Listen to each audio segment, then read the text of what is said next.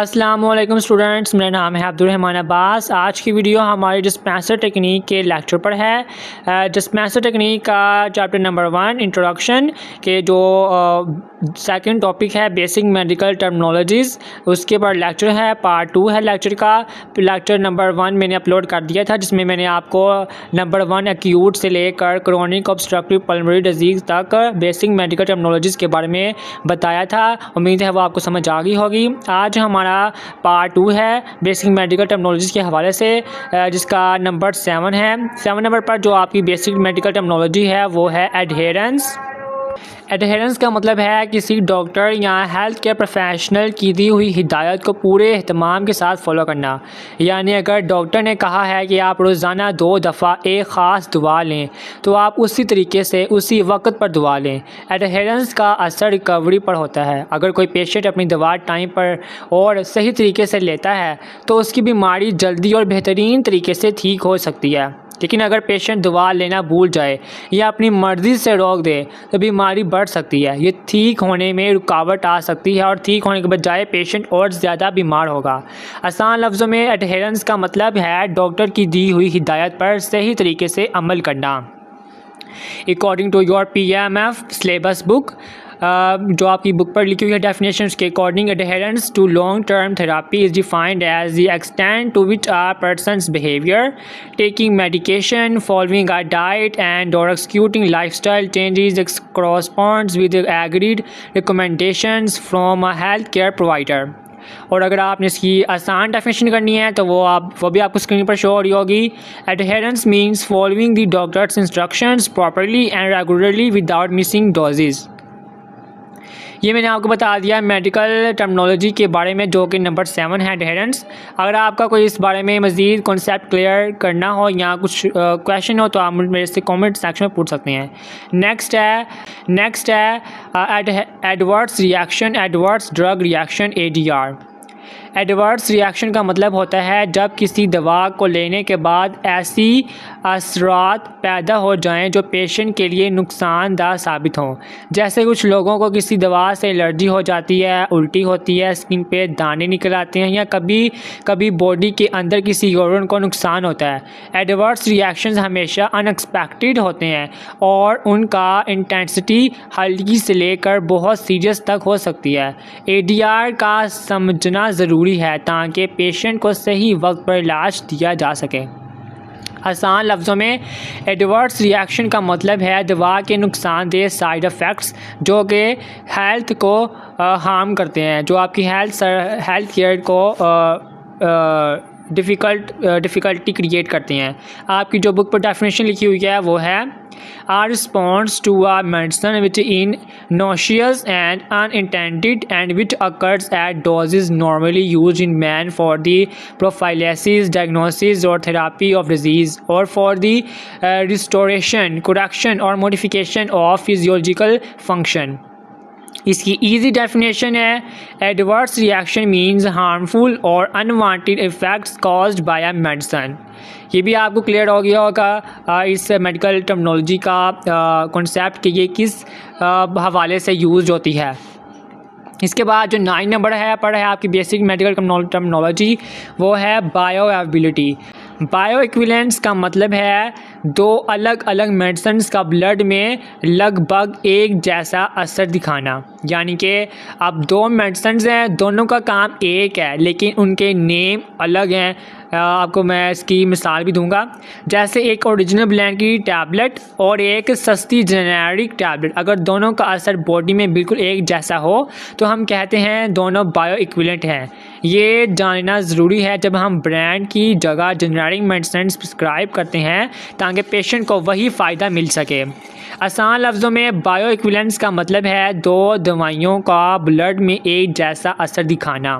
उम्मीद है आपको समझ आ गई होगी मैं क्या कहना चाह रहा हूँ। सिंपल डेफिनेशन इसकी है bio equivalence means 2 different medicine having the same effect inside the body. Same affect inside the body. और आपकी बुक पर जो लिखा हुआ है इसकी definition, two medicines are bio equivalent if they are pharmaceutically equivalent or pharmaceutical alternatives and if their bio availabilities after administration in the same molar dose are similar to such degree that their facts with respect to both efficacy and safety will be essentially the same. ये ज़्यादा लंबी है तो आप short भी कर सकते हैं, जो मैंने आपको पहले बताई है। इसके बाद नंबर 11 पर कैंसर है। कैंसर एक ऐसी ख़तरनाक बीमारी है जिसमें बॉडी के सेल्स अपनी नॉर्मल ग्रोथ का कंट्रोल खो देते हैं। ये सेल तेज़ रफ्तार से बढ़ने लगते हैं और एक मास या ट्यूमर बना लेते हैं। कैंसर सिर्फ एक जगह तक महदूद नहीं रहता है, ये ब्लड के ज़रिए बॉडी के दूसरे हिस्सों तक भी फैल सकता है। कैंसर की मुखालिफ टाइप्स हैं, जैसे lung cancer, breast cancer, blood cancer वगैरह। कैंसर का इलाज मुश्किल और लंबे वक्त का होता है, जैसे कीमोथेरापी, सर्जरी या रेडिएशन थेरापी से इसका होता है इलाज कैंसर का। और ये क्योंकि लंबे अरसे तक है तो इसको हम क्रोनिक कंडीशन भी कहते हैं। अगर आपको मैं इसका आसान लफ्ज़ों में बताऊं तो कैंसर वो बीमारी है जिसमें सेल्स बेकंट्रोल होकर बढ़ने लगते हैं और बॉडी को नुकसान पहुँचाते हैं। इसकी इजी डेफिनेशन मैं आपको बताता हूँ, पहले हम बुक वाली रीड कर लेते हैं। A group of over 100 disease that occur when malignant forms of abnormal cell growth develop in one or more body organs. आप इजी डेफिनेशन पढ़ लेते हैं। Cancer is a disease where body cells grow uncontrollably and can spread to other parts. इसके बाद नीचे 12वें number पर disease कह रहा हूँ मैं, बेसिक मेडिकल टर्मिनोलॉजी है क्रोनिक कंडीशन जो आपके बुक पर लिखी हुई डेफिनेशन वो है, are disease which has one or more of the following characteristics, is permanent, leaves residual disability, is caused by no reversible pathological alteration, requires special training of patient for rehabilitation or may be expected to require a long period of supervision, observation or care। मतलब कि chronic condition ऐसी बीमारी को कहते हैं जो बहुत लंबे अरसे तक महीनों या सालों तक रहती है। क्रोनिक डिजीज़ अक्सर लाइफ लॉन्ग होती है और उनका इलाज पूरी ज़िंदगी चलता है, जैसे डायबिटीज़, अस्थमा और आर्थराइटिस। इन बीमारियों का मुकम्मल इलाज अक्सर मुमकिन नहीं होता, लेकिन दवाइयों और लाइफस्टाइल चेंजेस के ज़रिए कंट्रोल में रखा जा सकता है डिज़ीज़ को। अगर मैं आपको आसान लफ्ज़ों में बताऊं तो क्रोनिक कंडीशन ऐसी बीमारी है जो लंबे अरसे तक चलती है। और हमने आपको पहले भी बताया था लेक्चर 1 में कि एक्यूट डिजीज़ ऐसी होती है जो शॉर्ट टर्म डिजीज़ होती है, जो सडनली स्टार्ट हो जाती है और शॉर्ट टाइम तक रहती है और फिर रिकवरी हो जाती है। लेकिन ये क्रोनिक कंडीशन है जो लंबे अरसे तक रहती है। आगे है नंबर 13 पर बेसिक टर्मिनोलॉजी, कॉम्प्लिकेशन क्या होती हैं। कॉम्प्लिकेशन का मतलब है किसी बीमारी या ट्रीटमेंट के दौरान अनएक्सपेक्टेड नई प्रॉब्लम का पैदा हो जाना, जैसे सर्जरी के बाद इन्फेक्शन हो जाना या डायबिटीज़ के वजह से आँखों की रोशनी कम हो जाना। कॉम्प्लिकेशंस अक्सर इलाज को मुश्किल और रिस्क बना देती हैं। उनका वक्त पर पता लगाना और इलाज करना ज़रूरी होता है ताकि पेशेंट की सेहत और ज़्यादा ख़राब ना हो जाए। आसान लफ्ज़ों में कॉम्प्लिकेशन का मतलब है बीमारी या इलाज के दौरान नई प्रॉब्लम का पैदा हो जाना, यानी कोई हम ट्रीटमेंट कर रहे हैं तो उसी दौरान कोई और रिकवरी के दौरान कोई और हमें प्रॉब्लम्स फेस करनी पड़ जाएँ। इजी डेफिनेशन है, complication means unexpected problems that happen during a disease और ट्रीटमेंट। और आपकी बुक पर लिखी हुई है, a medical condition that arises during a course of treatment and is expected to increase the length of stay by at least 1 day for most patients.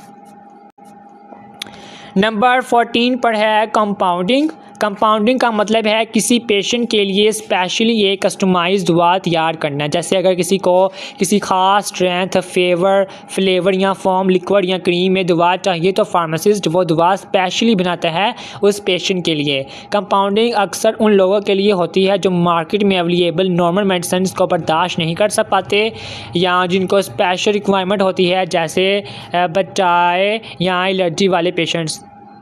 बच्चे या allergy वाले पेशेंट्स। आसान लफ्ज़ों में कंपाउंडिंग का मतलब है पेशेंट के लिए स्पेशली दवा तैयार करना। सिंपल इंग्लिश डेफिनेशन में मैं आपको बताऊं तो compounding means making a special customised medicine for a patient और according to your PMF syllabus book the prescription and supply of a single unit of a product intended for intended use by a specific consumer. और 15 पर जो आपकी है basic medical terminology, जो कि आज के टॉपिक की लास्ट है, आज की लेक्चर की लास्ट है टर्मिनोलॉजी, वो है कंटेनर। कंटेनर वो चीज़ है जिसमें मेडिसिन को प्रोटेक्ट करने के लिए बंद किया जाता है, जैसे प्लास्टिक की बोतल, ग्लास की बोतल या सील्ड पैकेट्स। कंटेनर्स दवा को हवा, रोशनी, जर्म्स और गर्मी से बचाता है। सही कंटेनर का इस्तेमाल दवा की क्वालिटी और ताज़गी को बरकरार रखता है। कंटेनर पर एक्सपायरी डेट और इम्पोर्टेंट इंफॉर्मेशन भी होती है जो पेशेंट के लिए ज़रूरी होती है। आसान लफ्ज़ों में कंटेनर वो डब्बा या बोतल होता है जिसमें दवा को सुरक्षित रखा जा सकता है। आपको बताऊँ को कहते हैं दवा को आप महफूज रख सकते हैं। इंग्लिश डेफिनेशन के मुताबिक container means the box, bottle or packet use to safely store a medicine according to your PMF book.